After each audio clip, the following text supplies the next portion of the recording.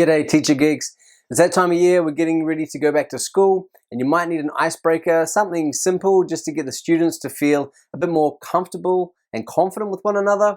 This is my favorite. It's real basic. I can't remember who or where I learned this, so apologies for not referencing it, but it's just called odd one in, or at least that's what I call it.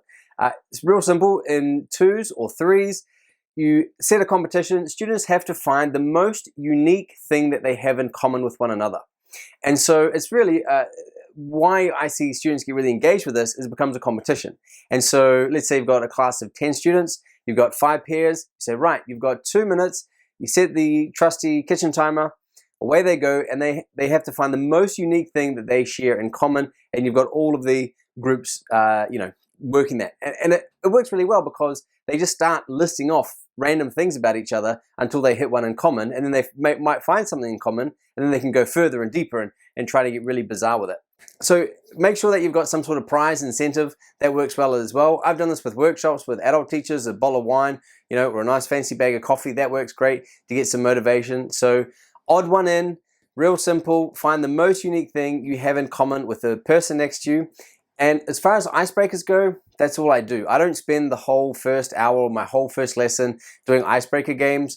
It's too much to try to know and remember everyone's names. I teach in a small school anyway, so the kids already know each other.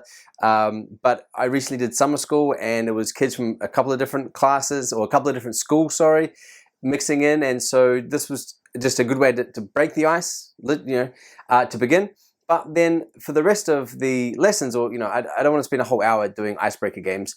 And a better way is just to, over the first 2 or 3 lessons, mix up the groups, and I find anyway, mix up the groups and divvy up the kids that way, as opposed to just, spending an hour of get to know you games. Because, when we go to workshops and you do those get to know you games and you learn 30 names, or, you stand up and introduce your partner, or, you try and spend 30, 45 minutes to remember everyone's name in the room, is not realistic. You might as well just break the ice at the beginning, do a real basic activity.